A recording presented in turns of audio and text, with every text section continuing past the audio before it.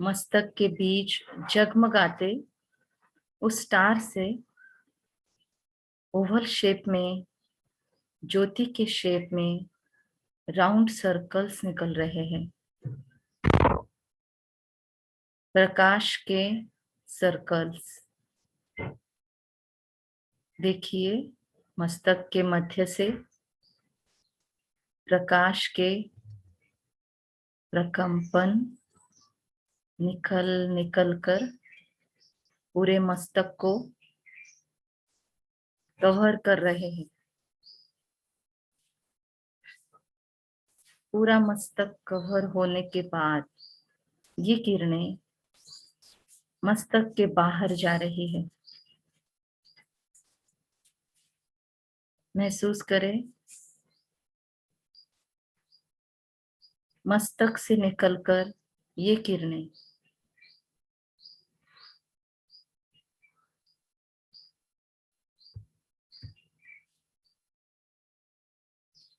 धीरे धीरे पूरे शरीर को घेर रही है। अंदर से पूरे शरीर में ये किरणें व्याप्त हो रही है। सोर्स है भ्रुकुटी मध्य की मैं आत्मा, और मुझसे निकल रही प्रकाश की किरणें धीरे धीरे पूरे चेहरे को कवर करके ब्रेन में फैल चुकी है। गर्दन, चेस्ट, पीठ, स्पाइनल कॉर्ड, रिब्स, शोल्डर्स, हर जगह ये किरणें संपूर्ण स्वस्थ, संपूर्ण आरोग्य, भरपूर स्वास्थ्य, भरपूर आरोग्य फैला रही है। शरीर का एक एक कण स्टेबलाइज हो रहा है, एनर्जाइज हो रहा है। शरीर के अंदर की 70,000 नस नाड़ियों में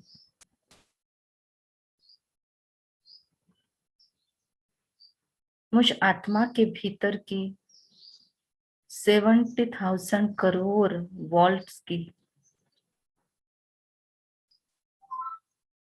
बिजली फैल रही है। इतना वोल्टेज है मुझ आत्मा में, जो शरीर का एक एक कण प्रकंपित हो रहा है। भरपूर शक्तियां हर कण को मिल रही है। हर शरीर के सेल में ये ऊर्जा फैल रही है। कमर के हिस्सों में, पेट में, आंतड़ियों में, पूरे पैरों में, घुटनों से लेकर पैरों की उंगलियों तक प्रकाश, शक्तियां, संपूर्ण स्वास्थ्य, परमात्मा की दैदीप्यमान हाई वोल्टेज की ऊर्जा पहुंच रही है। हर प्रकार की गंदगी हर जगह से फिनिश हो रही है। पूरा शरीर डिटॉक्सिफाई हो रहा है। धीरे धीरे अब मुझ आत्मा के सूक्ष्म कर्मेंद्रियों पर कंसंट्रेट हो रही है ये ऊर्जा। मेरे विचार करने की शक्ति अद्भुत हो रही है। मेरे विचारों की क्वालिटी परमात्मा पिता शिव से मैच करने लगी है। मेरे सामने वो सर्वशक्तिवान, वो महाज्योति, वो सृष्टि का भाग्य विधाता स्वयं उपस्थित।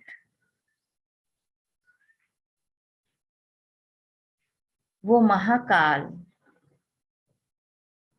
वो पाप कटेश्वर, उनकी किरणें मुझ आत्मा में प्रवेश कर रही है, और उस आत्मा की किरणें भी उसमें मिक्स होकर एक ब्यूटीफुल कॉम्बिनेशन बन रहा है।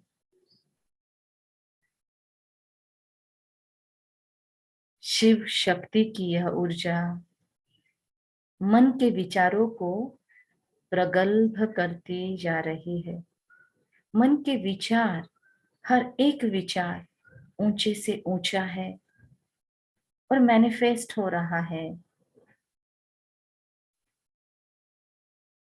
जो विचार श्रेष्ठ कर्म में बदले, ऐसा ही विचार उत्पन्न हो रहा है मन में। मन के अंदर से सारी भ्रांतियां, सारे डाउट्स, सारा भय, सारा परचिंतन, परदर्शन का कूड़ा कचरा नष्ट हो रहा है। पतित पावन की ऊर्जा जला दे रही है उस गंदगी को। मन शुद्धों सी बुद्धि, श्रेष्ठ बुद्धिवान बन रही है। बुद्धि के सारे ताले फटाफट खुल रहे हैं, टूट गए हैं सारे बुद्धि के ताले। बुद्धि की ऊर्जा वृद्धिंगत हो रही है।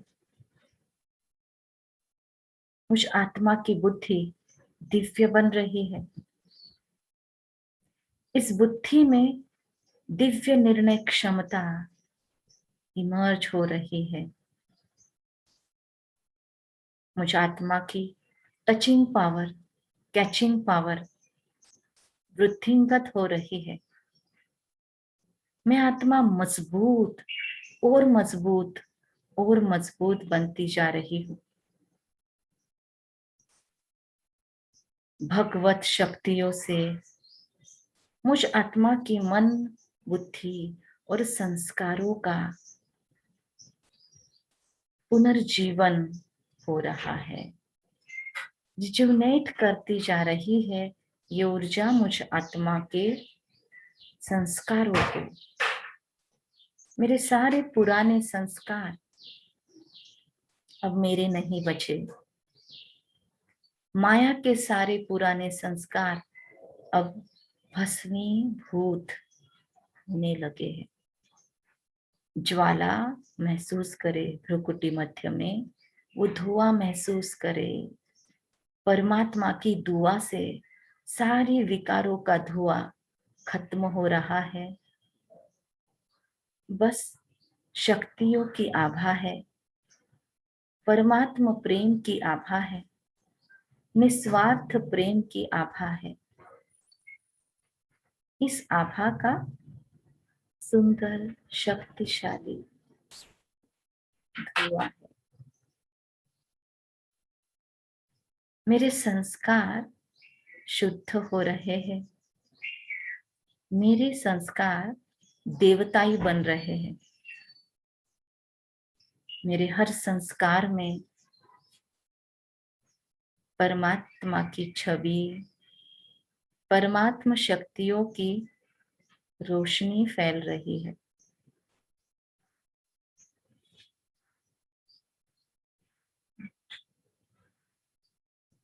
मन अमन स्टेबल, बुद्धि दिव्य और संस्कार दैवी बन गए हैं। मेरी वृत्तियों में विश्व कल्याण की भावनाएं, परमात्मा की ये दिव्य किरणें भरती जा रही है। मेरा हर संकल्प श्रेष्ठ और विश्व कल्याण हित प्रस्फुटित होता है। और आज पूरे दिन भर मेरा पूरा अटेंशन रहेगा। जितना साइलेंस पॉसिबल है उतना साइलेंस।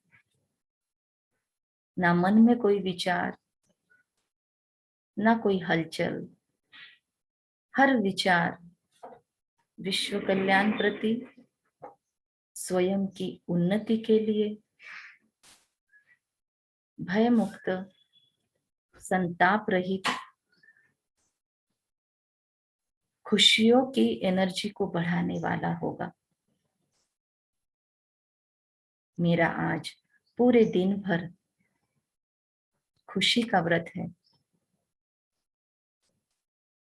मौन में भी चेहरे पर खुशी और आनंद झलकेगा।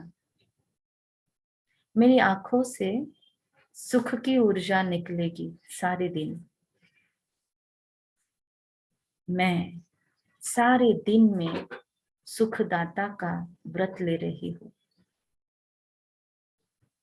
ओम शांति। सुनते हैं बाबा की आज की मुरली। मीठे बच्चे, बाबा आए हैं आप बच्चों को अपने समान लायक बनाने। मीठे बच्चे, बाबा आए हैं आप बच्चों को अपने समान महिमा लायक बनाने। बाप की जो महिमा है वह अभी तुम धारण करते हो। बाबा आज अपना ज्ञान, शक्तियां ही नहीं, अपने सारे क्रेडिट भी ट्रांसफर कर रहा है। अपनी महिमा, परमात्मा के लिए जो महिमा है वो महिमा भी आज बाबा सरेंडर कर रहा है। इतना प्यार करेगा कौन। खो जाइए उस नशे में। लिखना आज नशे की पॉइंट्स। बाबा कहते हैं बाप की जो महिमा है वह अभी तुम धारण करते हो। प्रश्न है, भक्ति मार्ग में परमात्मा माशूक को पूरा न जानते भी कौन से शब्द बहुत प्यार से बोलते और याद करते हैं। बाबा कहते हैं भक्ति मार्ग में परमात्मा माशूक को पूरा न जानते हुए, नॉलेज तो नहीं है ना परमात्मा कैसा है, तो बाबा कहते हैं परंपरागत कोई कोई ये भक्ति करते हैं, कोई कोई ढूंढने के लिए भक्ति करते हैं, कोई कोई जीवन से आगतिक होकर परेशान होकर भक्ति करते हैं, दुखों से परेशान होकर यहाँ से पलायन करने की वृत्ति से कोई कोई भक्ति करते हैं, कोई कोई स्वार्थ पूर्ति के लिए भक्ति करते हैं। लेकिन बाबा कहते हैं उस माशूक को पूरा न जानते भी कौन से शब्द बहुत प्यार से बोलते और याद करते हैं। सोचिए अपना जवाब और टैली कीजिए। बाबा आज मुरली में उत्तर है बाबा का। बहुत प्यार से कहते हैं और याद करते हैं, हे माशूक तुम जब आएंगे हम सिर्फ आपको ही याद करेंगे और सबसे बुद्धि योग तोड़ आपके साथ जोड़ेंगे। अब बाप कहते हैं बच्चे मैं आया हूं तो देही अभिमानी बनो। मैं आया हूं, अब आ ही गया हूं, तो बाबा कहते हैं देही अभिमानी मतलब सोल को याद करने वाले बनो। सबसे बुद्धि योग जब टूटेगा, जब तोड़ निभाएंगे सच्ची रिश्तों को निभाते भी उन रिश्तों में डिविनिटी ऐड करेंगे, तो बाबा कहते हैं तब बुद्धि योग जुड़ेगा। अब बाप कहते बच्चे में आया हूं तो देही अभिमानी बनो। देह को चलाने वाला मैं रथी, मैं ड्राइवर, देही अभिमानी बनो। तुम्हारा पहला फर्ज है प्यार से बाप को याद करो। पहला फर्ज क्या है? बाप को याद करना। ओम शांति। डबल ओम शांति बाप दादा को। मीठे मीठे जीव की आत्माओं को परमात्मा जिसने अब शरीर का लोन लिया है बैठ समझाते हैं कि मैं साधारण बूढ़े तन में आता हूँ, आकर बहुत बच्चों को पढ़ाता हूँ। बाबा कहते हैं कि मीठे मीठे जीवात्माओं को परमपिता परमात्मा जिसने अब शरीर का लोन लिया है बैठकर क्या समझाते हैं कि मैं साधारण बूढ़े तन में आता हूँ, आकर बहुत बच्चों को पढ़ाता हूँ। ब्रह्मा मुख वंशावली ब्राह्मण बच्चों को ही समझाएंगे, जरूर मुख द्वारा ही समझाएंगे, और किसको समझाएंगे? कहते हैं बच्चे तुम मुझे भक्ति मार्ग में बुलाते आए हो। हे पथिक पावन, भारत खास और दुनिया में आम सब बुलाते हैं।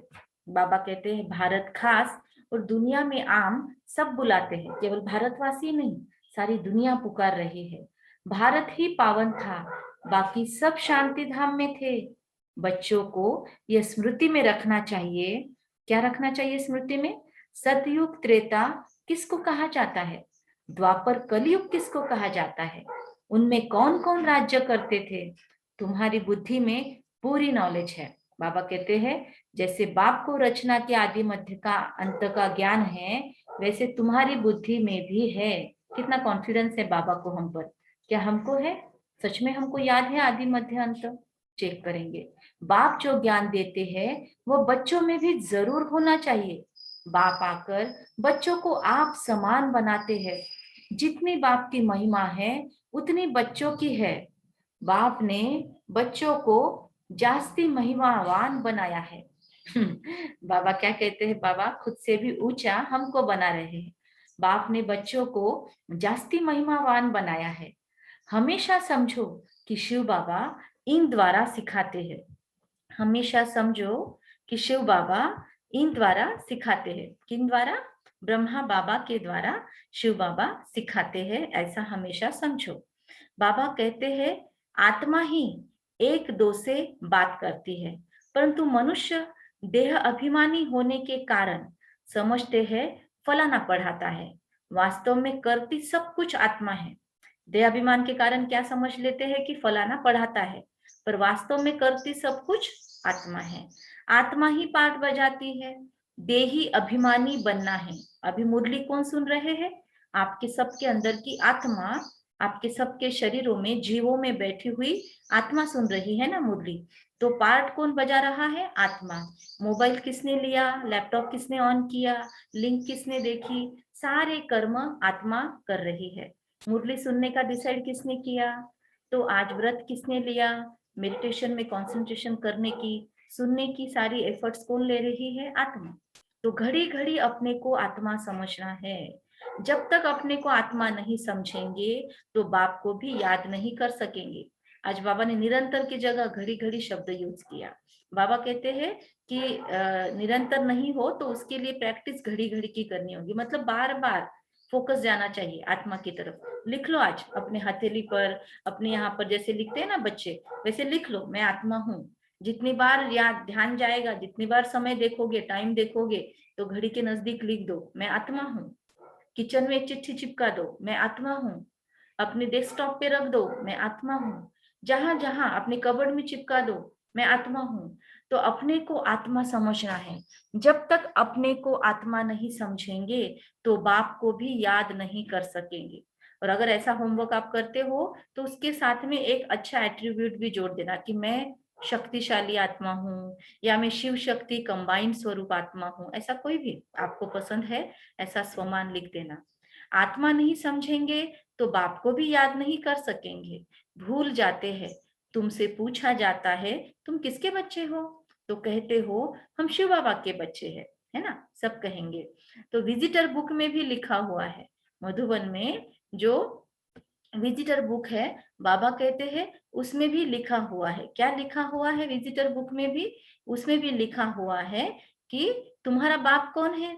तो झट देह के बाप का नाम बताएंगे। बाप फादर बोलते ही क्या हो जाएगा?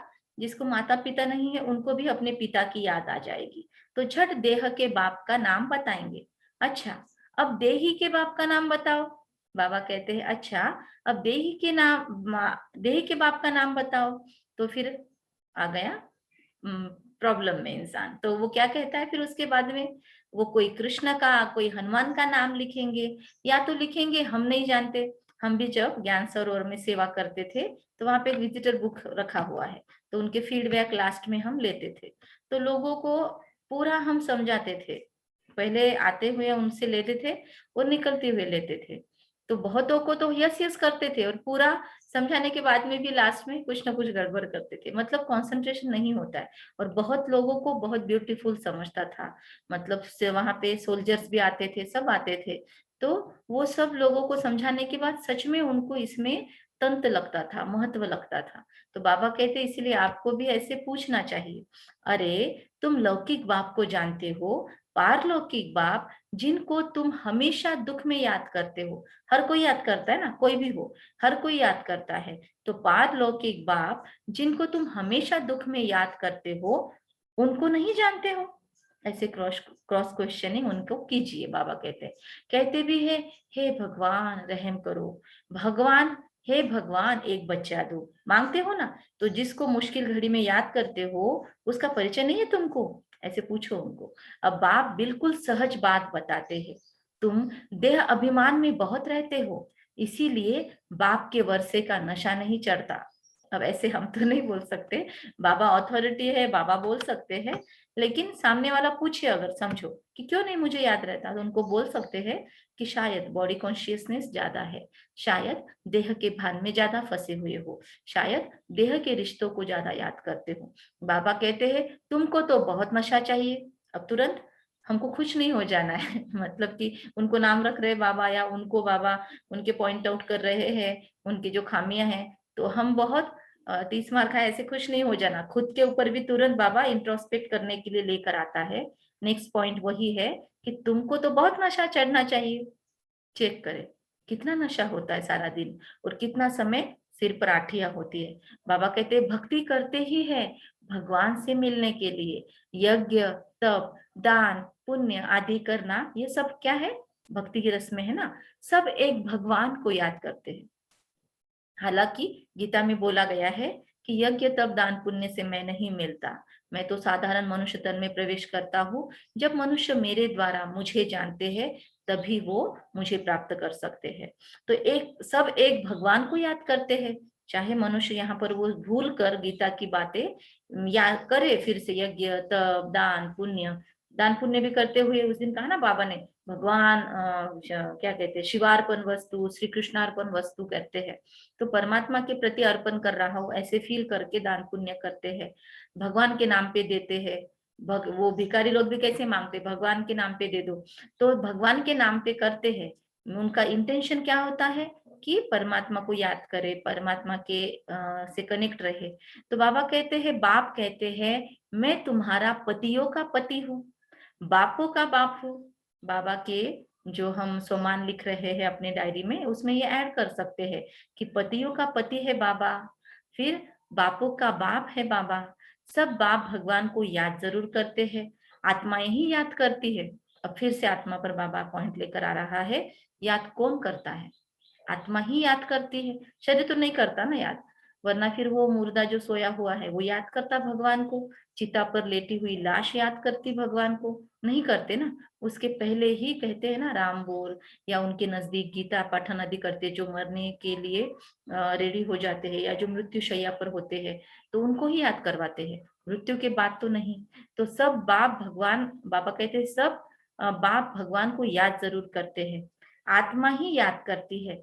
भल कहते भी है भ्रुकुटी के बीच में चमकता है अजब सितारा। अभी तक जो स्क्रीन पर दिखाई दे रहा था वो अजब सितारा, बाबा कहते हैं भ्रुकुटी के बीच चमकता है अजब सितारा। परंतु यह बिगर समझ के ऐसे ही कह देते हैं, रहस्य का कुछ भी पता नहीं, किसी को भी रहस्य का कुछ भी पता नहीं। तुम आत्मा को ही नहीं जानते हो तो आत्मा के बाप को कैसे जान सकेंगे। दीदार तो होता है भक्ति मार्ग वाला, भक्ति मार्ग में पूजा के लिए बड़ा बड़ा लिंग रख देते हैं, क्योंकि अगर बिंदी का रूप दिखाए तो कोई समझ नहीं सके। यह है महीन बात। महीन मतलब जब हम पीसते हैं ना किसी चीज को, फिर छानते हैं, फिर ऊपर का खुरदरा पार्ट पीसते हैं, तब वो महीनता में जाता है। तो बाबा कहते हैं ऐसे ही महीनता में जाओ कि मैं आत्मा हूँ। तो कैसी है आत्मा, परमात्मा बिंदु रूप है, कैसा होगा। डीप में जाने की कोशिश करो, टिकने की कोशिश करो, देखो आपका योग बहुत बढ़िया होगा। आप इतना गहराई में जाने की कोशिश करो, इतना डीप में पीस लो उस ज्ञान को। बाबा कहता है यह है महीन बात, परमात्मा जिसको अखंड ज्योति स्वरूप कहते हैं, मनुष्य कहते हैं उनका कोई बहुत बड़ा रूप है।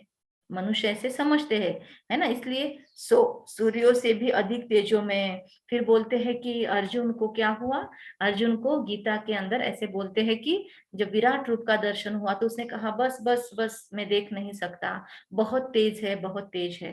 बाबा कहते हैं ऐसे जलाने वाला तेज नहीं है। हमने कहीं कहीं सन्यासियों के लिए भी ये बोला कि मार्तंड जे का तापहीना, मतलब ऐसे सूर्य जिनमें ताप नहीं है, तेज है लेकिन ताप नहीं है, मतलब जलाने वाला तकलीफ देने वाला ताप नहीं।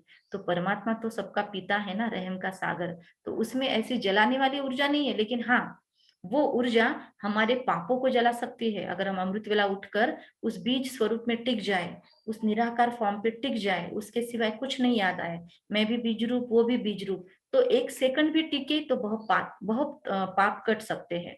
तो वो ऊर्जा पाप को कटा सकती है। लेकिन बाबा कहते हैं अखंड ज्योति स्वरूप करते हैं बाबा को, तो मनुष्य कहते हैं उनका बड़ा रूप है। मतलब अभी आत्मा का छोटा रूप, एक डॉट, पर परमात्मा में बहुत सारी प्रकाश है, तो फिर उसको बहुत बड़ा दिखाने की कोशिश करते हैं। इसलिए बहुत लोग महाज्योति का भी वर्णन करते हैं। तो बाबा कहते हैं ब्रह्म समाजी मठ वाले ज्योति को परमात्मा कहते हैं। पारसी लोग भी अपने अज्ञारों में क्या करते हैं, ज्योति जलाते हैं। तो दुनिया में यह किसी को पता नहीं। कौन सी बात? हम सब जानते हैं, भाग्यवान है। कौन सी एक बात सारी दुनिया में किसको पता नहीं? तो बाबा कहते हैं कि यह किसको पता नहीं कि परम पिता परमात्मा बिंदी है। तो मूंझ पड़े हैं। बच्चे भी कहते बाबा किसी की याद करे। बाबा किसको याद करे? हमने तो सुना था कि वो बड़ा लिंग है। अभी अमरनाथ में जाएंगे बड़ा लिंग बनता है, और यहाँ पर अपने घरों में शिवलिंग बनाई तो छोटा होगा, तो किसको याद करे? तो बाबा कहते हैं उनको याद किया जाता है। अब बिंदी को कैसे याद करे? बाबा कहते हैं बिंदी को कैसे याद करे? आत्मा को बुलाते हैं, वह जरूर यहाँ ही आकर बैठेंगे। आत्मा को बुलाते हैं बिंदी को, तो आकर बैठेगी कहाँ? उसको कोई स्थान तो चाहिए, तो भ्रुकुटी मध्य में ही आकर बैठेंगे। भक्ति मार्ग में जो साक्षात्कार आदि होता है, यह है सब भक्ति। भक्ति भी एक ही करते, एक की नहीं करते, बहुतों को भगवान बना दिया। द्वापर युग में स्टार्टिंग में राजा विक्रमादित्य ने अव्यभिचारी भक्ति स्टार्ट की थी, लेकिन बाद में फिर क्या हुआ, धीरे धीरे धीरे पतित बनते गए ना, भक्ति भी फिर व्यभिचारी होती गई। तो भक्ति के अंदर भी फिर एक की जगह पे फिर डबल की पूजा होने लगी। मतलब शिव के साथ श्री कृष्ण स्वरूप की पूजा होने लगी, फिर ट्रिपल होने लगा, फिर जोड़ी जोड़ी में भी पूजा होने लगी, फिर श्री कृष्ण के साथ राधे भी आने लगी, फिर लक्ष्मी नारायण आ गए, फिर राम सीता आ गए। उसके बाद पूछ वाले हनुमान जी की पूजा करने लगे हम, फिर सुंड वाले गणपति जी की पूजा करने लगे, फिर पांच तत्वों की पूजा करने लगे, फिर पेड़ पौधे सबको पूजने लगे, और फिर लास्ट में तो मनुष्यों की भी भक्ति होने लगी, गुरुओं की भी चरण धोने लगे। तो बाबा कहते हैं भगत जो भक्ति करते रहते हैं उनको भगवान कैसे कहेंगे? अगर परमात्मा सर्वव्यापी कहते हैं तो फिर भक्ति किसकी करते हो? सो भी भिन्न भिन्न प्रकार की भक्ति करते। हम देखते हैं ना, भक्ति में भी एक प्रकार नहीं है। कोई बैठकर माला जपेंगे, तो कोई बैठकर व्रत उपवास करेंगे, नवधा नवधा भक्ति कहते हैं ना, तो नौ विविध प्रकार से भी भक्ति करते हैं। कोई जाते हैं जंगलों में बैठ जाते हैं, कोई जाकर मंत्रों का जाप करेंगे। कितने भक्ति के प्रकार है। तो आज होमवर्क में ये काम करना कि भक्ति की लिस्ट निकालना, कितने भक्ति के टाइप्स है, उस पर आज चिंतन करना, ठीक है। और आपका चिंतन मुरली चिंतन ग्रुप में शेयर कर सकते हो, जो हैप्पी विलेज मुरली ग्रुप में है वो उसमें शेयर कर सकते हो। तो बाप समझाते हैं बच्चे ऐसे मत समझो कि हमको अनेक वर्ष जीना है, अभी समय बहुत नजदीक होता जाता है। निश्चय रखना है, बाबा को ब्रह्मा द्वारा स्थापना करानी है। बाप खुद कहते हैं मैं इस द्वारा तुमको सृष्टि के आदि मध्य अंत का राज बताता हूँ। इस द्वारा मतलब ब्रह्मा माँ द्वारा। गाते भी है ब्रह्मा द्वारा स्थापना, यह नहीं जानते कि नई दुनिया को विष्णुपुरी कहा जाता है। अर्थात विष्णु के दो रूप राज्य करते थे। कौन से? श्री लक्ष्मी और श्री नारायण। फिर दोनों के दो दो हाथ के चार हाथ, चतुर्भुज विष्णु बना दिया। तो किसको पता नहीं है कि विष्णु कौन है? तुम जानते हो कि यह ब्रह्मा सरस्वती ही फिर विष्णु के दो रूप लक्ष्मी नारायण बन पालना करते हैं। कम से कम अभी यहाँ पे जो मुरली सुन रहे सबको पता है ना कि श्री विष्णु मतलब कौन है ना, श्री लक्ष्मी नारायण के कंबाइन स्वरूप को विष्णु कहा जाता है। और उनके पहले वो कैसे विष्णु बने, उनको कैसे वो लक्ष्मी नारायण का पद पोजीशन मिला, कुछ ना कुछ तो उन्होंने मेहनत की होगी। तो यहाँ पर ब्रह्मा, प्रजापिता ब्रह्मा के माध्यम से, मतलब उस शरीर में उन्होंने मेहनत की उन आत्मा ने। और दूसरी आत्मा जो राधे की है, वो यहाँ पर ओम राधे मम्मा जगदम्बा सरस्वती के रूप में थी संगम युग पर। उसने भी बहुत मेहनत की खुद के ऊपर, इतनी मेहनत की कि ब्रह्मा बाबा की भी आगे चली गई, उनसे पहले संपूर्ण बन गई। तो इन दोनों ने इतनी मेहनत की, तब उनको वो वहां पर पद पोजीशन मिला। तो ब्रह्मा द्वारा स्थापना विष्णुपुरी अर्थात स्वर्ग की, फिर पालना करेंगे। तुम्हारी बुद्धि में आना चाहिए। बाप क्या आना चाहिए बुद्धि में? बाप ज्ञान का सागर है, मनुष्य सृष्टि का बीज रूप है, ये हो गए वाक्य। उसको योग में कैसे कन्वर्ट करेंगे हम? बाबा आप ज्ञान के सागर हो, ऐसे जब वर्ड यूज करते हैं ना प्रथम पुरुषी, तो डायरेक्ट जैसे बाबा से हम बात कर रहे हैं। तो मुरली को कभी कभी आप ट्राई कीजिए, मैंने बीच में ऐसा शुरू किया है, तो जब भी मैं अकेली में मुरली सुनती हूँ खुद किसी के द्वारा, तब मैं इस तरीके से मुरली लिखती हूँ। मैं मुरली के सारे पॉइंट्स में से ऐसे पॉइंट्स निकालती हूँ कि कैसे उसी पर योग कर किया जा सकता है। तो हम ऐसे इसको वर्ड को बोल सकते हैं, बाबा आप ज्ञान के सागर हो। तो मुरली में से ही आपको योग की कमेंट्री मिल जाएंगी, तो आप ट्राई कीजिए, आज की मुरली से आप योग की कमेंट्री बना सकते हो क्या? तो बाबा कहते हैं मनुष्य, बाबा मनुष्य सृष्टि के बीज रूप हो आप, तो वह इस ड्रामा के आदि अंत्य को जानते हैं। तो हम क्या कहेंगे, बाबा आप इस ड्रामा के आदि मध्य अंत को जानते हैं, आप ही पतित पावन है, जो आपका धंधा है वही हमारा है बाबा। तो हम भी पतित से पावन बनते हैं बाबा आपके ज्ञान से। तो इस तरीके से हम मुरली सुन सकते हैं। बाबा कहते हैं दुनिया में एक बाप के 3 बच्चे होंगे, कोई का बहुत ऊंचा चढ़ा हुआ होगा, तो कोई का बिल्कुल नीचा होगा। बाबा कहते हैं बच्चों में वैरायटी होती है दुनिया में भी, एक बाप के 2-3 बच्चे भी सेम नहीं होंगे, एक बहुत अच्छा क्वालिफाइड होगा और एक जाकर कम पढ़ा लिखा होगा। तो बाबा कहते हैं कोई बच्चा बहुत ऊंचा चढ़ा हुआ, कोई बिल्कुल नीचा। यहाँ तुमको बाप एक ही धंधा सिखाते हैं। क्या सिखाते हैं बाबा हमको धंधा? आज बिजनेस की बात चल रही, बाबा कौन सा धंधा सिखाते हैं हमको? बाबा कहते तुम पतितों को पावन बनाओ। बाप रे, ये ड्यूटी सिर्फ पतित पावन की है, आज बाबा ने वो भी डेलीगेट कर दी हमको अथॉरिटी। पतितों को पावन बनाने का धंधा बाबा हमको आज शिफ्ट कर रहा है, दे रहा है, कोरोनेशन हो रहा है हमारा, फील कीजिए जिम्मेदारी को। बाबा कहते हैं सबको यह लक्ष्य दो, सबको ये टारगेट दो, जीवन का पर्पज ऑफ लाइफ दो सबको, जिनसे भी बात करते हो उनको क्या दो लक्ष्य, कि शिव बाबा कहते हैं मुझे याद करो। अब ये कहने के लिए बाबा ने तो डायरेक्ट बोल दिया, हमको क्या करना पड़ेगा, हमको पहले उनको बाप का परिचय देना पड़ेगा, तब उनको शिव बाबा कौन है समझेगा ना। शिव बाबा कहते हैं मुझे याद करो, तो नहीं समझेंगे डायरेक्ट। तो इसलिए कभी भी नए व्यक्तियों के सामने हम शिव बाबा शब्द नहीं यूज करेंगे। शिव परमात्मा, परम पिता परमात्मा, सृष्टि के पिता, ये कॉस्मिक ऊर्जा के सृजनहार, ऐसे अलग अलग शब्दों में सामने वाले आत्मा को देख के शब्द यूज करो, और उसके बाद उसको धीरे धीरे बाबा के प्यार में लवलीन होने दो। और जब प्यार में आ जाए वो, फिर कहो वो पिता है, पिता को बाबा भी कहते हैं, तो हम शिव बाबा भी कह सकते हैं। इस तरीके से वो फिर शिव बाबा को समझने लगेंगे। तो गीता में कृष्ण भगवान वाच उल्टा लिख दिया है, तुमको समझाना है भगवान तो निराकार पुनर्जन्म रहित है, बस यही भूल है। अभी तुम बच्चे कृष्णपुरी के मालिक बन रहे हो, है ना। गीता में श्री कृष्ण भगवान वाच कह दिया, अब श्री कृष्ण नहीं है, वहां पे शिव भगवान वाच है, लेकिन भगवान निराकार पुनर्जन्म रहित है। श्री कृष्ण जी ने तो जन्म लिए, मृत्यु हुई, पुनर्जन्म भी लिए, अवतार बताए जाते अलग अलग। तो बाबा कहते भगवान तो निराकार है, वो पुनर्जन्म रहित है, इसलिए उसके लिए भगवान वाच्य कहा गया। फिर बस यही भूल हो गई है गीता में। बाबा को गीता बहुत पसंद है, सिर्फ इस भूल के लिए बाबा को गीता उतनी पसंद नहीं आती। तो अभी तुम बच्चे कृष्णपुरी के मालिक बन रहे हो, कोई राजधानी में आते हैं, कोई प्रजा में। कृष्णपुरी कहा जाता है क्योंकि कृष्ण सभी को ही बहुत प्यारा लगता है ना। आप में से भी हर किसी को श्री कृष्ण प्यारा लगता ही होगा। तो बच्चे प्यारे लगते हैं क्योंकि श्री कृष्ण मतलब कौन सा स्वरूप? श्री कृष्ण मतलब बाल स्वरूप, परमात्मा ने बाल स्वरूप श्री कृष्ण के बारे में बाबा बता रहे हैं, क्योंकि ऐसे भी श्री कृष्ण को जनरली छोटे बच्चे के रूप में ज्यादा दिखाया जाता है। मंदिरों में भी बाल गोपाल दिखाए जाते हैं, या फिर मुरली बजाते हुए, या तो यंग स्वरूप या तो बचपन का स्वरूप ही दिखाते, उसका श्री कृष्ण जी का बूढ़ा स्वरूप कभी नहीं दिखाते, या वयोवृद्ध स्वरूप या फिर एडल्ट फॉर्म नहीं दिखाते, क्योंकि विष्णु जी ही श्री कृष्ण है, या श्री कृष्ण ही बाद में लक्ष्मी नारायण बनते, ये लोगों को पता नहीं। तो विष्णु अलग समझते हैं, श्री कृष्ण अलग समझते हैं। तो बाबा कहते हैं बच्चों का बाप से बच्चों पर प्यार आता है, तो बच्चों का भी माँ बाप से प्यार होता है, प्यार सारा बिखर जाता है। मतलब बाबा कहते हैं प्यार दुनिया में अलग अलग रिश्तों में बिखर जाता है। अब बाप समझाते हैं तुम अपने को शरीर मत समझो। फिर से बाबा उन बातों से लेकर आ गया आत्माभिमानी बात पर। घड़ी घड़ी अपने को आत्मा निश्चय करो। आज होमवर्क ही है ये, घड़ी घड़ी आत्मा को निश्चय करो। कितनी बार मैंने आत्मा को निश्चय किया, कितनी आत्माओं को मैंने आत्मिक स्वरूप में देखा, आज रात में हम ये चार्ट में लिखेंगे। आत्मा अभिमानी बनो, बाप भी निराकार है, यहाँ भी शरीर लोन लेना पड़ता है। समझाने के लिए बिगर शरीर तो समझा नहीं सकेंगे। बाबा कहते हैं शरीर किस लिए लिया है लोन?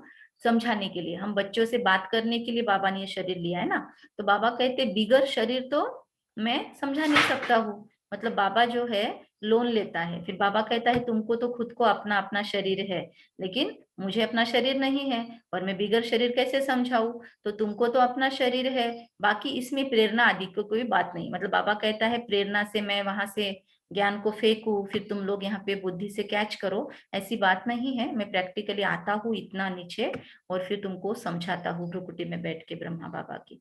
तो बाप खुद कहते हैं मैं ये शरीर धारण कर बच्चों को पढ़ाता हूँ, क्योंकि तुम्हारी आत्मा जो अभी तमो प्रधान बन गई है उनको सतो प्रधान बनाना है। गाते भी है पतित पावन आओ, परंतु अर्थ नहीं समझते। अभी तुम समझते हो बाप कैसे आकर पावन बनाते हैं, यह भी तुम जानते हो। क्या जानते हैं? सतयुग में सिर्फ हमारा ही छोटा झाड़ होगा। बाबा नशे की बात सुना रहा है कि सतयुग में सिर्फ हमारा ही छोटा झाड़ होगा, मतलब छोटा सा पौधा होगा। तुम स्वर्ग में जाएंगे, बाकी जो इतने खंड है उनका नाम निशान नहीं होगा। अभी कितने खंड है, तो उसमें से बाबा कहते हैं किसी का नाम निशान नहीं होगा, सब बन जाएंगे या तो टापू या तो फिर पानी के नीचे, सिर्फ भारत ही अकेला बचेगा। बाकी जो इतने खंड है, तो बाबा कहते हैं नहीं बचेंगे, भारत खंड ही स्वर्ग होगा। अकेले फील कीजिए, आप पहुंच जाइए कुछ देर उस स्वर्ग में, चारों तरफ पानी ही पानी, और उसके बीच में शुद्ध है, पानी भी बहुत शुद्ध है। हाँ, उसके अंदर जो मछलियां है वो भी बहुत प्योर है, सतयुग वाली मछलियां है। फिर भारत खंड स्वर्ग है, पीपल के पत्ते के शेप जैसा भारत है, और सुजलाम सुफलाम धरनी है, और ऐसे सुंदर स्वर्णिम भारत। ऊपर से अगर सैटेलाइट का कोई पिक्चर निकाले तब, तो भारत कैसा दिखेगा ऊपर से? गोल्डन, एकदम सोने की दुनिया, क्योंकि हर जगह महल है सोने के, उसमें हीरे जड़े हैं। तो अगर सैटेलाइट व्यू देखेंगे सतयुग में भारत का, तो कैसा दिखेगा? जगमगाता हुआ भारत, सोने की ऐसे जगमग प्रकाश।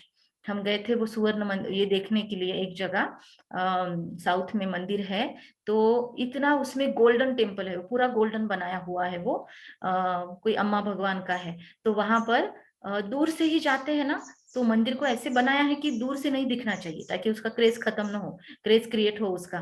तो लेकिन दूर से ही हम देख रहे थे रात में, तो ऐसी चमक थी कि जैसे वहां पे कोई ज्वालामुखी फट रहा है, या फिर कोई वहां पे बहुत बड़ा ऐसे अग्नि कुंड होगा, ऐसे फील होता है। रोड से भी हम जाते हैं तो इतना ज्यादा प्रकाश उस रोड के ऊपर से दिखता है, क्योंकि वहां पे वो सुवर्ण मंदिर है, उसकी लाइटिंग ऐसी की हुई है कि वो कहीं से भी आप दूर से जाओ तो वो सोने का प्रकाश इतना ब्यूटीफुल दिखता है। तो उसको देख के हमारे मन में संकल्प आ रहे थे कि एक मंदिर इतना जगमगा रहा है, सतयुग में तो हर किसी का महल, चाहे वो झाड़ू लगाने वाला हो वो भी तो महल में ही रहेगा, छोटा होगा बड़ा होगा पर उसका भी महल होगा, और राजा का भी महल होगा।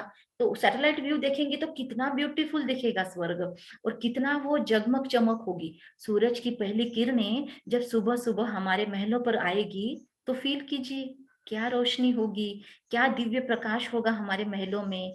मतलब एक दूसरे के ऊपर रिफ्लेक्शन भी क्या आएगा घरों का, गोल्डन रिफ्लेक्शन। डायमंड पे अगर सूरज की किरणें पड़ रही है, तो वो रिफ्लेक्शन कैसा आएगा, तो क्या ब्यूटीफुल सीन होगा। तो बाबा कहते हैं कि भारत खंड ही स्वर्ग होगा, तो ऐसा अपना भारत खंड होगा। परमपिता परमात्मा ही आकर हेवन की स्थापना करते हैं। अभी हेल है, प्राचीन भारत खंड ही है जहाँ देवताओं का राज्य था, अब नहीं है। उन्हों के यहाँ मंदिर है, चित्र है, तो भारत की ही बात हुई, क्योंकि यहाँ पर चित्र जिनके बने हैं तो ऐसे ही थोड़ी बना दिए इमेजिनेशन पे, जो होकर गए उनके चित्र बनते हैं। सिंपल सा कोई व्यक्ति अच्छा कार्य करके जाता है तो उनका स्टैचू या पुतला बनाते हैं ना, तो उन्होंने कुछ किया है, हम देखते हैं ना रास्तों पर होते हैं अलग अलग पुतले। तो ये मंदिरों में इनको बनाया, इनके चित्र बनाए हैं, भारत में मिलते हैं ये पुराने चित्र। मीनिंग क्या है इसका? मतलब 100% ये भी भारत में होकर गए हैं। तो बाबा कहते हैं कि कोई भी भारतवासी की बुद्धि में नहीं आता कि भारत स्वर्ग था। तो ऐसे ऐसे पॉइंट्स हमको अपने पास लिख कर लेने चाहिए, जब कोई डिबेट करते हैं तो उनको ये पॉइंट्स सुना सकते हैं हम प्यार से, कि भारतवासी के बुद्धि में नहीं आता। तो बाबा कहते हैं ये लक्ष्मी नारायण भारत के मालिक थे, ये बुद्धि में नहीं आता है आत्माओं के, और कोई खंड नहीं था। अब तो अनेक धर्म आ गए हैं, भारतवासी धर्म भ्रष्ट कर्म भ्रष्ट बन गए हैं। कृष्ण को श्याम सुंदर कह देते हैं, परंतु अर्थ नहीं समझते। बरोबर यह सांवरा था, कृष्ण है कहते हैं ना अम, कृष्ण को सर्प ने डसा तो सांवरा हो गया। अब लोग उसका लॉजिक क्या लगाते हैं कि सतयुग का प्रिंस इतना ब्यूटीफुल, जिसकी लोग भगवान बोलकर भी पूजा करते हैं, उसको काला क्यों दिखाया, अपमान क्यों किया उसका। तो फिर लोग लॉजिक क्या देते हैं भक्ति वाले कि अरे उसको वो कालिया नाग ने या सर्प ने दंश किया, इसलिए वो काला बन गया, वो सांवरा हो गया। अब वह तो सतयुग का प्रिंस था। सबसे पहली बात, वहां पर ऐसे तकलीफ देने वाले प्राणी जीव जंतु ही नहीं होंगे, बाबा तो कहते मच्छर भी नहीं होंगे वहां पे, तो फिर ये कहाँ से आ गए। तो बाबा कहते हैं कि ऐसे कुछ भी लॉजिक्स लोग दे देते हैं। तो बाबा कहते हैं कि सर्प ने डसा ऐसे कह देते हैं। तो अभी वो काला कैसे हो गया, अभी तुम यह बातें देखो। सिंपल सा प्रिंस भी यहाँ पे होगा, आप देख लीजिए तो वो कैसे रॉयल दिखते हैं, उनकी स्किन कैसे ग्लो करती है। तो महलों में रहने वाले, तो ये सतयुग का प्रिंस सोचिए, सबसे ब्यूटीफुल दुनिया का कालावधि, और उसका सबसे फर्स्ट प्रिंस, कैसी रॉयल्टी होगी उस आत्मा की, क्या ठाठ होगी उसकी, और वो काला कैसे हो सकता है ना। तो अभी तुम यह बातें समझते हो। कृष्ण के माँ बाप भी अभी पढ़ रहे हैं, है ना। कृष्ण के माँ बाप भी अभी पढ़ रहे हैं। तो दीदी मनमोहिनी जो थी, वो कृष्ण की माँ बनेगी ऐसे किसी संदेश में बाद में बाबा ने भेजा था। तो दीदी मनमोहिनी तो पता है। तो जैसे कृष्ण के माँ बाप भी अभी पढ़ रहे, तो वो भी तो ये ज्ञान ले रही थी। फिर माँ बाप से उत्तम श्री कृष्ण गाया हुआ है। अब बाबा बोलता है कि भले उनके माँ बाप ने श्री कृष्ण को जन्म दिया, पर महिमा कब से शुरू हुई, श्री कृष्ण की महिमा हुई, उनके माता पिता की महिमा नहीं होती है। तो बाबा कहते हैं माँ बाप भी प्यारे होने चाहिए, ऐसा बच्चा जिन्होंने पैदा किया वो माँ बाप भी प्यारे होने चाहिए, पर बाबा कहते हैं नहीं, महिमा सारी राधे कृष्ण की है, क्योंकि उसका भी राज है। आप एडवांस पार्टी, एडवांस जन्म, तो एडवांस आत्माएं, ये बुक है। आप चाहो तो हम आपको पीडीएफ भेज सकते हैं, मोबाइल पे, अपने लैपटॉप पे, या उसका प्रिंट आउट निकाल के आप पढ़िए। बहुत गहरे गहरे राज है, लेकिन बहुत ध्यान से कंसंट्रेशन से पढ़नी होती है वो बुक। हमने शुरू की थी, काफी हो गया हमारा 80%, पर 20% अभी तक नहीं हुआ। बहुत पेचीदा बातें, बहुत गुह्य बातें हैं, ध्यान से समझनी होती है। जिनको चाहिए वो मैसेज करना, हम जब समय मिले पीडीएफ भेज देंगे। परंतु नहीं, बाबा कहते हैं कि माँ बाप की कुछ है नहीं महिमा, तुम्हारी बुद्धि में है ज्ञान, ज्ञान है दिन, भक्ति है रात, अंधियारी रात में ठोकरे खाते रहते हैं। तो उसका राज ये बताया गया कि श्री कृष्ण के जो माता पिता होंगे ना, उनका जन्म अच्छी रीति होगा, लेकिन कलयुग में ही, मतलब ये संगम युग के एंड एंड में ही उनका जन्म होता है। और लेकिन उन्होंने जन्म किससे लिया, माता पिता के गर्भ से ही लेते हैं। तो उसके बाद वो बहुत योगी होते हैं, तो वो श्री कृष्ण को योग बल से पैदा करते हैं। लेकिन उनका खुद का शरीर कौन सा है, वो योग बल से पैदा हुआ नहीं है, इसीलिए उनकी पूजा नहीं होती है। ये राज है।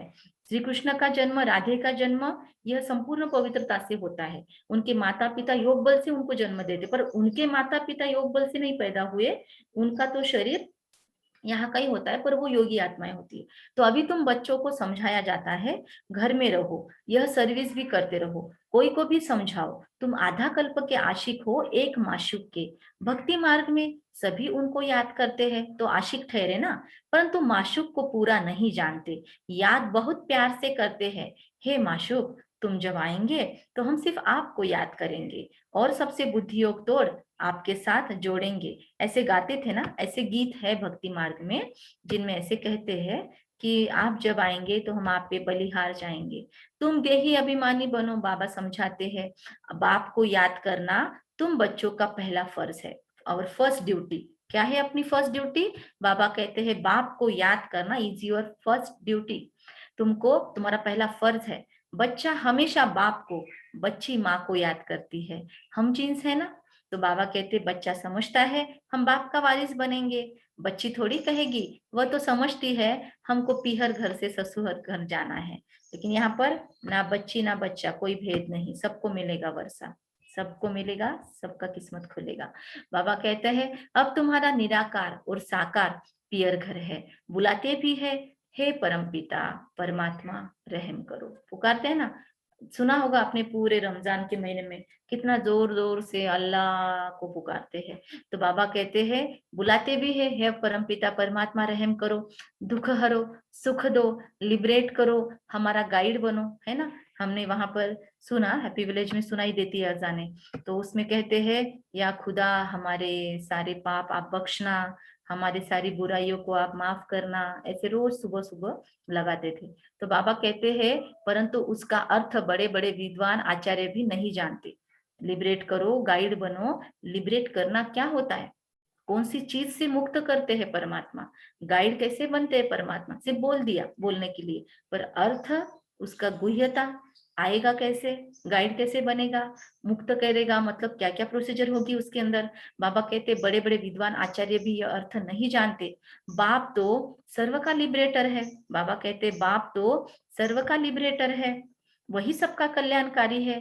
बाकी वह अपना ही कल्याण, दुनिया वाले जो है वो अपना ही कल्याण नहीं कर सकते तो औरों का क्या करेंगे? शास्त्रवेत्ता जो बड़े बड़े खुद को कहलाते हैं, खुद का ही कल्याण नहीं कर सकते तो दूसरों का क्या कहेंगे? बाबा कहते हैं, यहाँ बाप कहते मैं गुप्त आता हूँ। खुदा दोस्त की कहानी है, कहानी सुनी है ना, मैं गुप्त आता हूँ।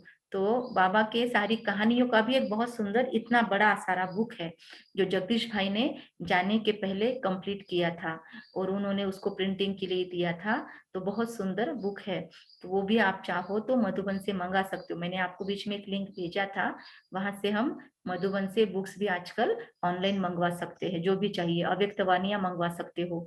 तो बाबा कहते हैं कि मैं गुप्ता आता हूँ, तो वो जो है ना कार्टून और कहावतें, ऐसा बहुत बड़ा बाबा का बुक है, कार्टून और कहावतें। कार्टून और कहावतें वाला बुक आप मंगवा सकते हो मधुबन से। तो बाबा कहते हैं खुदा दोस्त की कहानी है ना, अब ये पुल है कलयुग और सतयुग के बीच का, उस पार जाना है। अब खुदा तो बाप है, दोस्त भी है, माता पिता शिक्षक का भी पाठ बजाते हैं। यह तुमको साक्षात्कार होता है, जादू जादू कह देते हैं। साक्षात्कार तो नवदा भक्ति वालों को भी होते हैं, बहुत तीखे होते हैं। नवदा भक्ति वाले बहुत बहुत कड़ी भक्ति करते हैं, मतलब 9 विधियों से भक्ति करते हैं। तो आप अगर पढ़ो, ये गूगल भी करो तो आपको मिल जाएगा, हमने किया था। मतलब ये जो सन्यासी आदि होते हैं ना, तो अलग अलग सिद्धियों पे, अलग अलग इस पे काम करते हैं, मतलब सिद्धियों के पीछे लग जाते हैं। लेकिन नव विधि, अष्ट सिद्धि नवनिधि के दाता, ऐसे कहा जाता है ना, हनुमान चालीसा में शब्द आता है। तो अष्ट सिद्धि और नवनिधि, इनके पीछे भी लोग पड़े हैं। नव विधियों से परमात्मा की याद करते, बहुत तीखे भक्त होते हैं। मतलब दर्शन दो नहीं तो हम गला काटते हैं, ऐसे उनकी दृढ़ता होती है। तो इतना ज्यादा अंदर से एक्सटासी होती है, अंदर से इतना ज्यादा वो होता है, कंसन होता है, अंदर से इतना ज्यादा आग जली हुई होती है दर्शन की। तो दर्शन के प्यासे होते हैं, दर्शन दो नहीं तो हम गला काट देंगे, तब उनको साक्षात्कार होता है। उनको नवधा भक्ति कहा जाता है। अभी उनको देख देख के दूसरे ऐसे ही कह देते हैं, वो भक्ति के लिए कितनी ज्यादा डेडिकेशन होनी चाहिए। तो बाबा उन भक्तों को मुरली में याद कर रहे हैं। इस महावाक्यों के अंदर परमात्मा ने उन भक्तों को स्थान दिया है, तो उनका भी महत्व है। तो बनना चाहिए तो एक तो ऐसे भक्त बनो, नहीं तो पक्के बच्चे बनो। बाबा कहते हैं घर में बैठे बैठे भी बहुतों को साक्षात्कार होते रहते हैं। अभी एक प्रश्न है, अभी नवधा भक्ति की वगैरह बाबा ने बात की, क्या यहाँ पर कोई भक्त बैठे हैं? क्या कहेंगे? मुरली सुन रहे हैं, उनमें कोई भक्त है? क्या कहेंगे आप? चैट बॉक्स में लिख के दीजिए या फिर जवाब दीजिए और फिर से ऑडियो म्यूट कर दीजिए। क्या कहेंगे? हमारा और भक्ति का कोई रिश्ता है?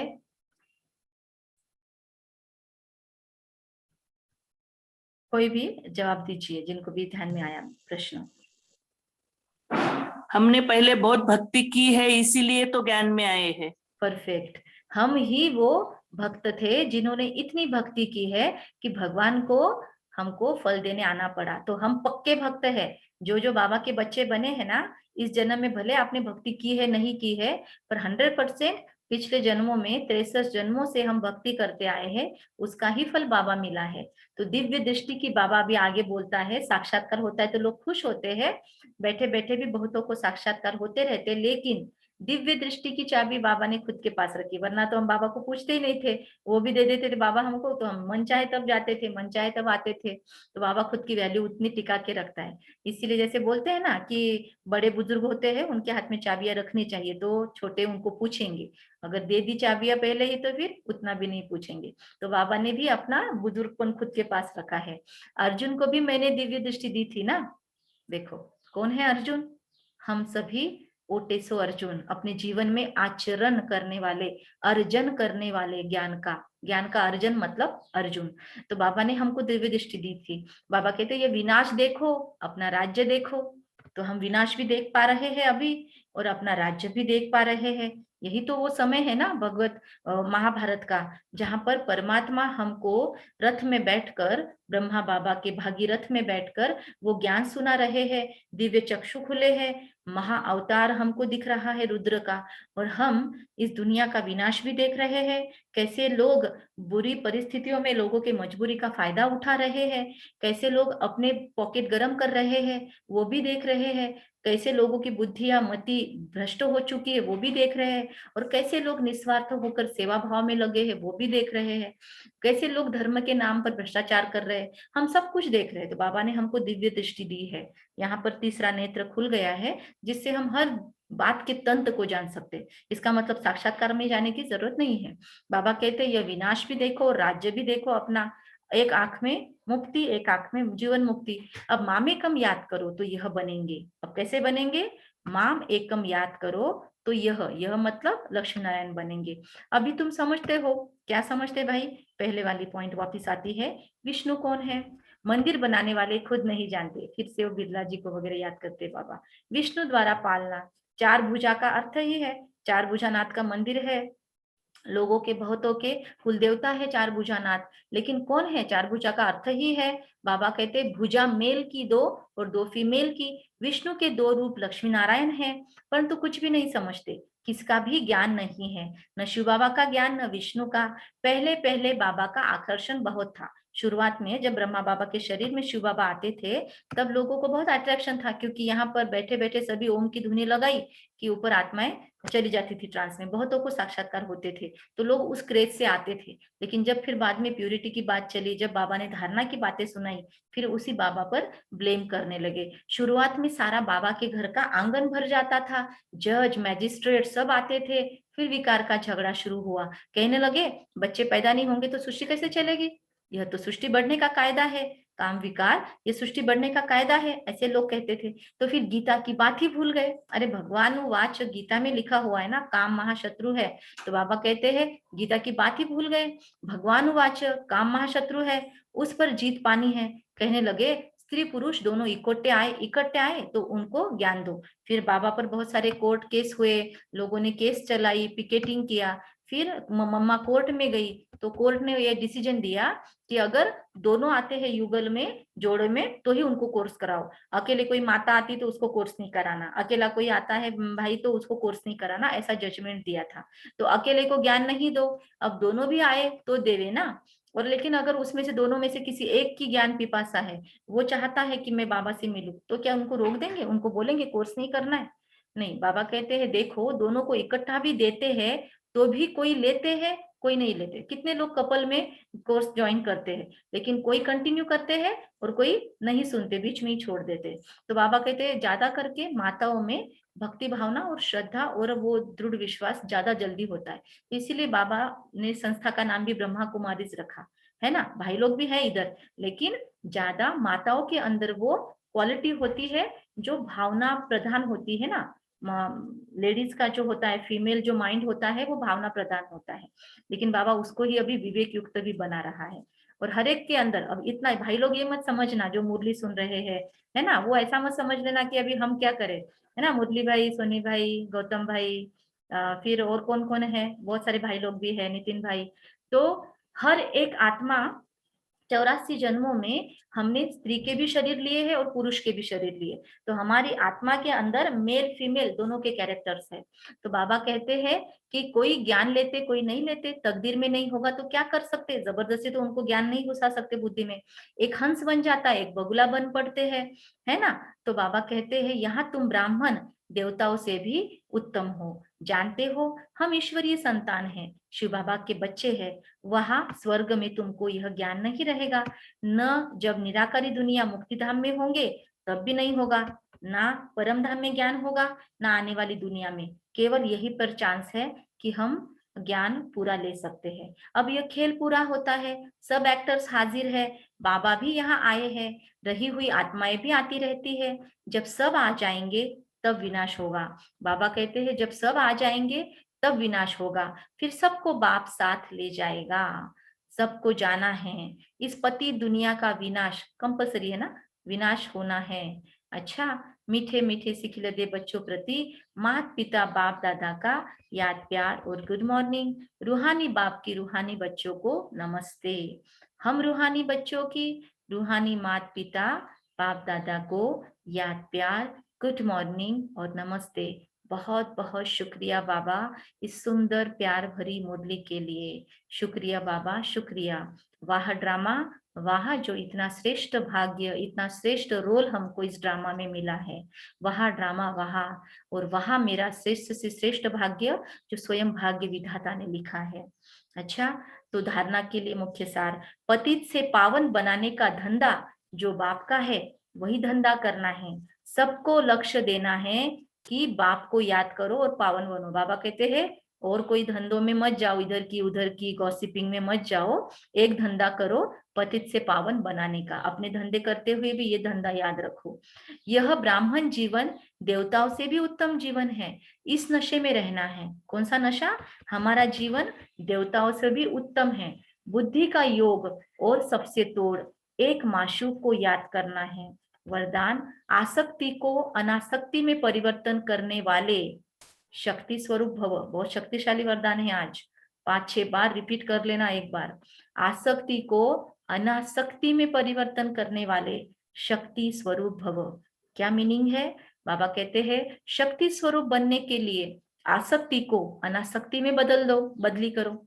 अपनी देह में, संबंधों में, कोई भी पदार्थ में यदि कहाँ भी आसक्ति है तो आसक्ति मतलब उसमें हमारा मोह या उसमें हमारी आसक्ति है तो माया भी आ सकती है। बाबा कैसे यमक साधता है, अगर कोई भी पदार्थ संबंध देह में आसक्ति है तो माया भी आ सकती है। बाबा ने उस दिन भी बीच में होमवर्क दिया था कि आकर्षण कहाँ कहाँ है हमारे, चेक करना है। तो आप लोगों ने वो लिस्ट बनाई होगी, तो उसमें आज और फिर से चेक करना कौन सी चीजों में हमारी बुद्धि जाती है। कुछ खाने पीने की चीजों में बुद्धि जाती है, कुछ पहनने ओढ़ने की चीजों में बुद्धि जाती है, किसी व्यक्ति वैभव में बुद्धि जाती है, ये होना चाहिए, वो होना चाहिए, ये नहीं रहा तो मेरा काम ही नहीं चलता, मैं तो इसके बिना रह ही नहीं सकता। ऐसे वाक्य जो जो चीजों के साथ आता है वहां पे आसक्ति है। अगर आसक्ति है तो माया भी आ सकती है। Warning, double underline. और शक्ति रूप नहीं बन सकते, इसीलिए पहले अनासक्त बनो। मैं मास्टर सर्वशक्तिवान हूँ सिर्फ लिखना नहीं है, मैं शिव शक्ति हूँ सिर्फ लिखना नहीं है, साथ साथ आसक्तियों पर फोकस करके उसको खत्म करना है। अनासक्त बनो पहले, तब माया के विघ्नों का सामना कर सकेंगे। विघ्नों के आने पर चिल्लाने व घबराने की बजाय बाबा कहते हैं शक्ति स्वरूप धारण कर लो। हाय ये क्यों आया, ये प्रॉब्लम क्यों आया, इसको क्यों हो गया प्रॉब्लम, उसको क्यों हो गया बीमारी। बाबा कहते हैं विघ्नों को देखने के बाद घबराने के बजाय, चिल्लाने के बजाय शक्ति स्वरूप धारण कर लो तो विघ्न विनाशक बन जाएंगे। स्लोगन है आज का, रहम निस्वार्थ और लगाव मुक्त हो, स्वार्थ वाला नहीं। रहम लगाव मुक्त हो, निस्वार्थ हो। लोगों पर जब हम रहम करते हैं, किसी के लिए हम योगदान करते हैं, तो वो लगाव वाला, झुकाव वाला नहीं होना चाहिए। बाबा ने कहा, आज गाइड किया कि वो निस्वार्थ होना चाहिए। मतलब अपने घर के लोगों को कुछ प्रॉब्लम हुआ तो हम योगदान कर रहे हैं और दूसरों को हुआ तो हम थोड़ा समय कर रहे हैं, ऐसा नहीं। हमको सबके लिए निस्वार्थ भाव से योगदान करना है। हमारे घर वालों को हुआ, उनको कुछ हो गया तो हमारा क्या होगा, इस भावना से भी नहीं। स्वार्थ वृत्तियां बहुत सारी हो सकती है, हम उसके डिटेल में भी जा सकते हैं। तो अपना अपना चिंतन करेंगे। आज की मुरली को हम पूरी तरह से खुद में धारण करेंगे। बाबा ने आज हमको कहा ना कि हम बहुत समय जिएंगे, ऐसा मत सोचो, है ना, हम सबको जाना है। तो संपूर्ण बनने के लिए बाबा ने ये पॉइंट बताई आज। मीठे मीठे बच्चे, बाबा आए हैं आप बच्चों को अपने समान महिमा लायक बनाने। तो बाप की जो महिमा है वह अभी तुम धारण करते हो। भक्ति मार्ग में परमात्मा माशूक को पूरा न जानते भी कौन सा शब्द प्यार से बोलते हैं कि माशूक तुम जब आएंगे तो हम सिर्फ आपको याद करेंगे और सबसे बुद्धि योग हम तोड़ देंगे, आपके साथ जोड़ेंगे। अब बाप कहते हैं बच्चे मैं आया हूँ तो देही अभिमानी बनो।